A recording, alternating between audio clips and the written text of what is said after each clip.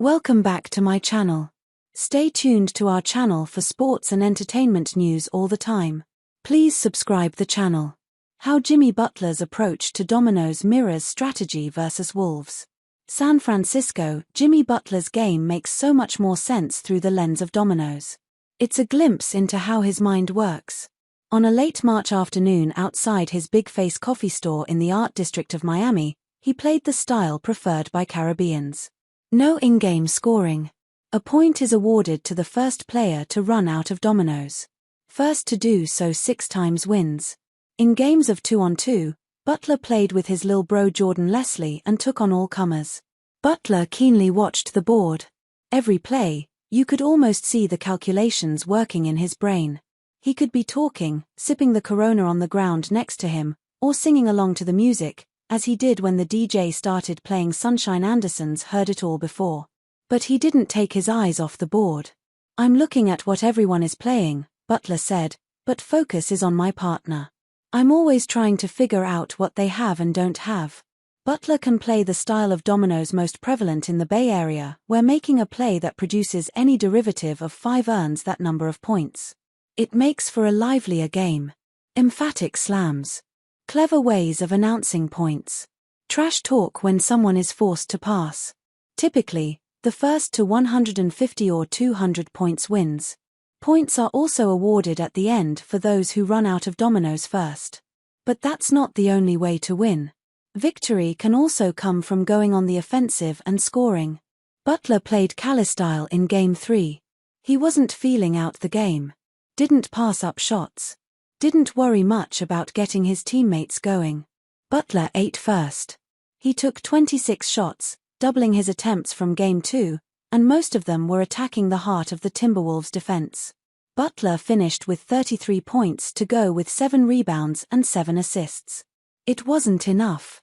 Not to outduel Anthony Edwards, who scored 13 of his 36 points in the fourth. Not to get the Warriors the one win they need to increase the likelihood of Stephen Curry returning.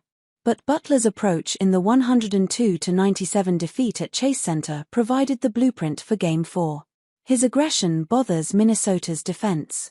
His attacking mismatches is the best way to generate consistent open looks. The only question is, can he dig deep like that again? Even deeper. He said he wants to play 48 minutes. Whatever it takes. "It's always, get a win," Butler said after Game 3. "If we don't win, we don't worry about getting Steph back this year. We have to put our big boy pants on and go out and compete at a high level and get this one on Monday.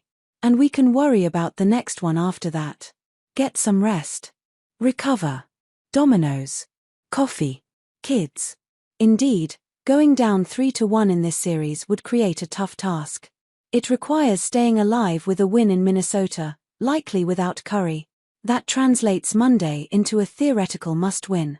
They must get one at home to validate what they're trying to accomplish, staying alive. The strategy has been discovered. It's Butler breaking down the defense, getting into the paint and wreaking havoc, forcing Minnesota to react, softening the pressure on his teammates. He had a ready ally in Jonathan Kuminga, who set nearly every playoff career-high Saturday night. Points, 30, minutes, 36, field goals, 11, field goal attempts, 18, three-pointers made, 3, assists, 3, and blocks, 2. It was consecutive standout performances from Kuminga, who's gone from exiled against Houston to potential savior against Minnesota. The Warriors still need one more, though, especially in the key moments. This game was there for the taking. But a cold spell in the fourth, as the Timberwolves turned up the pressure, was the Warriors' doom. Golden State led by 5 with 8:16 remaining and proceeded to miss 8 of its next 9 shots with 2 turnovers.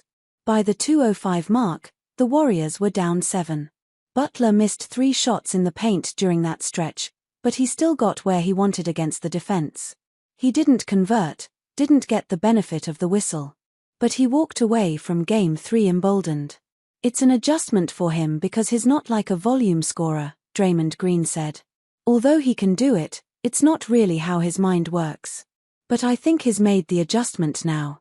Back in Miami, at the dominoes table, Butler had a clear chance to control the board. He had multiple threes in his hand with a couple in play. One move, and he tilts the game toward his threes. But he doesn't make it. He cut off the three. He'd already picked up that his teammate didn't have any threes. So Butler angled to open up the board for his cohort. It wasn't without risk, though. One domino out there could hurt him. About a 1 in 15 chance not leaning into threes could backfire. But it was a greater chance his teammate would be harmed if he did.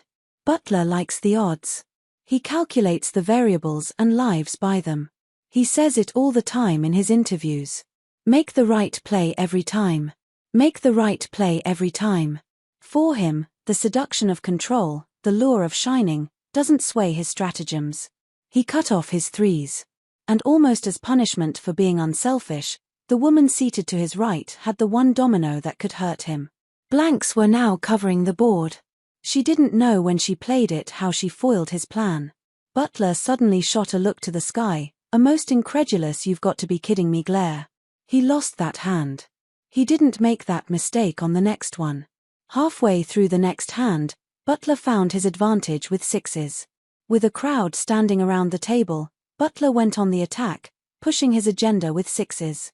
He started calling out the options of his opponents. "You can't play," he said to his opponent to the right. While his partner was choosing an option, Butler did the ultimate flex. He showed the opponent to the left his dominoes.